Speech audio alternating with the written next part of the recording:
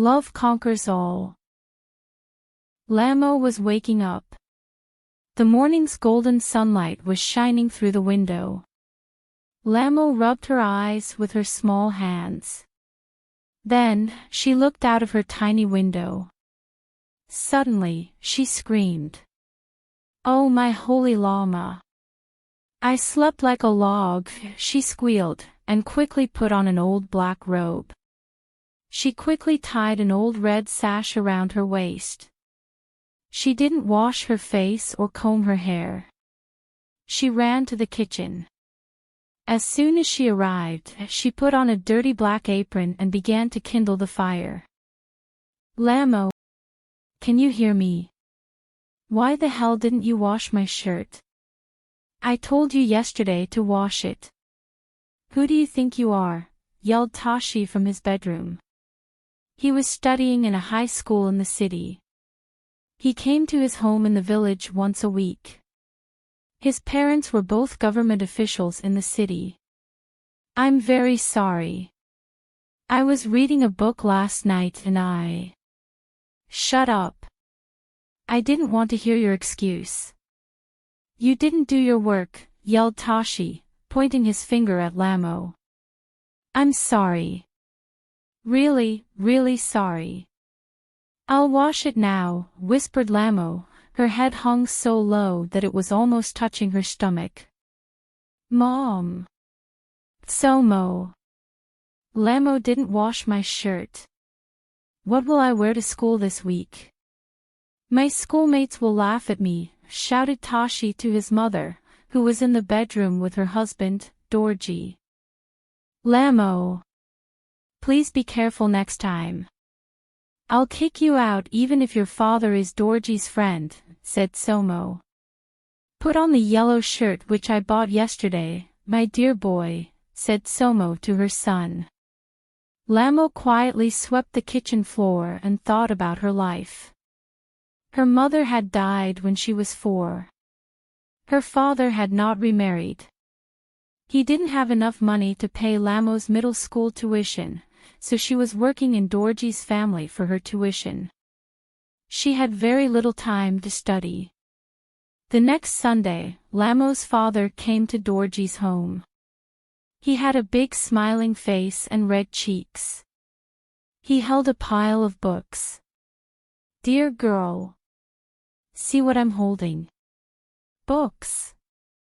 The key to your future," said Norbu excitedly. "Oh dear father. You surprised me." "Thank you, but..." "What's the matter, baby? Did Tashi scold you again?" frowned Norbu. "It's all my fault. I promised your mother you would be an educated lady with a bright future." "But how can I do it?" said Norbu. A tear rolled down his cheek. "Dear father, please don't blame yourself. I'm doing well. I study by myself. I think I'm doing better than Tashi," said Lamo. "Ah. When did you arrive, my friend Norbu?" said Dorji, walking into the room. "Just a moment ago, Dorji." "How is my daughter?" "She's doing well. Don't worry about it." "Right. I think we fathers should test our children somehow. What do you think?" "Excellent. Let's do it. I want to know how smart my boy is," said Dorji. Then he called Tashi to come. "Okay. I'll ask you two the same question," said Norbu, looking at Tashi and Lamo. "You can only choose one, your lover or your family. Which one do you choose?" "I choose family," said Tashi. Then he turned to look at Lamo. Lamo was looking out the window, lost in thought. Slowly, she replied, "Well, I don't really know. I choose both, I guess. I really can't imagine the world without a lover and a family." Tashi was amazed by her answer. He thought, how did she answer like that? There was something almost artistic about her answer. He thought about her answer all night long. "Tashi, it's time to get up," said Lamo quietly, standing outside his room. She was afraid that Tashi would yell at her. But Tashi felt he couldn't yell at her that morning. He got up and opened his door. His weary eyes looked into Lamo's bright eyes. It seemed he had never seen her before. Then he quickly broke free of her gaze. "You've got bright eyes, hey?" "I'll come now," he said, grabbing his school bag. "You should wash your hair. It looks horrible." In the kitchen, Tashi ate a mouthful of bread and drank a mouthful of tea. He didn't put butter in his tea as he usually did. He finished his breakfast quickly. "Do you need another cup of tea?" asked Lamo. "I'm full. Tell my mother that I will come home this afternoon and stay home all week. I'll ask the teacher. Please clean yourself up before I come home. You are no longer a child. I will kick you if you look the same when I return home," said Tashi, smiling. Lamo was confused by Tashi's behavior. She didn't know why he had so suddenly changed. She soon washed her hair and dressed in a clean robe. Then she cooked lunch for the family. As Lamo was cooking, she heard a knock on the door. She ran to the door and opened it. She saw a tall man in a black suit and a neatly dressed woman. "Excuse me, is Miss Lamo here?" asked the woman politely. "I'm Lamo." "Who are you?" "What do you want?" asked Lamo. "Oh dear. Are you telling the truth? Can we come inside and have a cup of tea, please?" "We'll explain more after that," the woman said. "Please come inside, but don't stay too long. The others will come back for lunch soon and I haven't finished cooking yet," said Lamo. She poured 2 cups of milk tea for them. "Okay, we'll tell you directly. You can come and study in our school without paying any tuition." "What?" "Say that again, please. Did you say that I can go to the school without tuition? Is that possible?" "Yes, it's true. Your father wrote a letter to our school. He told us your story. We want to help you. So, we came here today to meet you. Your father said that you are studying by yourself." "Is that true?" said the man, smiling. Yes. That's true. I'm doing well. I won't disappoint you. Please believe what my father said," said Lamo, tears welling up in her eyes. She was so happy. "I'm back," Tashi called as he pushed the door open. "My teacher gave me permission to stay home for a week." "Did my mother come back?" "Did you tell her that I'm going to stay home this week?" asked Tashi. "Yes, I told her. But your father didn't agree," replied Lamo. Tashi saw the 2 strangers and said to Lamo, "Hey. Who are they? Are they your friends?" "Yes, they are my friends. Please don't be angry. I'll bring your lunch soon." "No problem. I'm not in a hurry.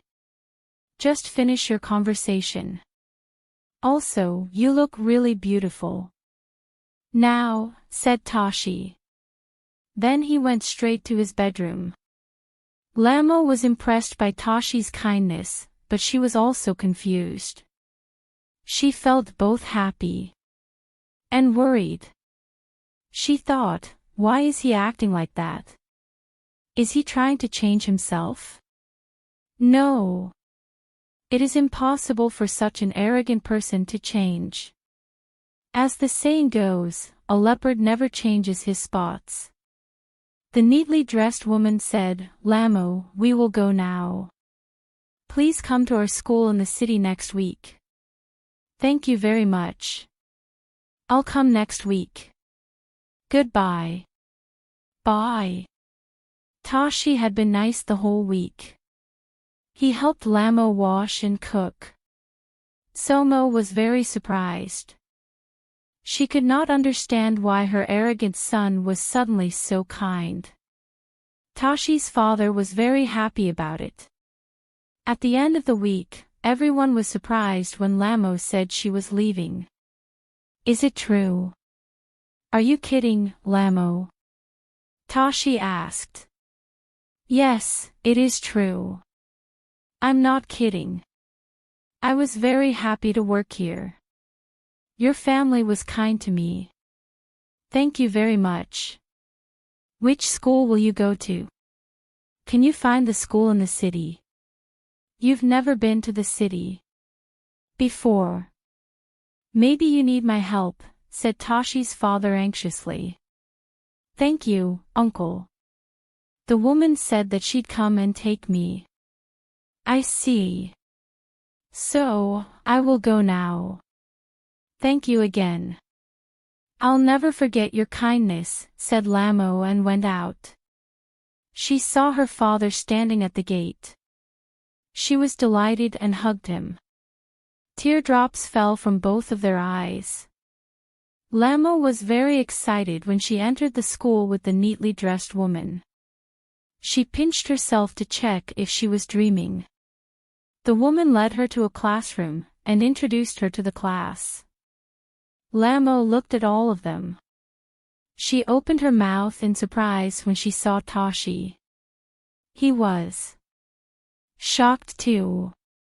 She sat near him because only that seat was empty. Tashi looked into Lamo's eyes. "You know what? You're a beauty, and you are also smart. Study hard, otherwise the others will laugh at you." "Okay," said Tashi quietly, while the teacher was writing on the blackboard. "Sure. Thank you." "Promise?" asked Tashi. "Promise," replied Lamo. "You promise?" "I promise." "Cannot change for 100 years. Hang yourself if you change," they whispered and laughed. They became closer. They were no longer master and the servant. They talked like friends. They got along very well and helped each other study. They got used to being together. Sometimes they didn't go to their dorms. Instead, they studied in the classroom. They both got good grades on their exams. Finally, Tashi and Lamo graduated from school. Lamo was 8th in the class, and Tashi was the 6th. "Now tell me the truth, Lamo. Do you love me?" asked Tashi suddenly. I have never thought about it. Come on, tell me the truth." You tell me first." "Do you love me?" asked Lamo shyly. "Of course. I fell in love with you that night that you answered our father's question."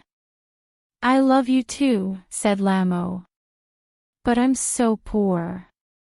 Your parents will scold you." "I don't care about that. I just love what I have chosen. They can't control me, Lamo." "But do you remember what you said? You said that you would choose family. Now you've chosen your lover instead." "It was difficult at that time.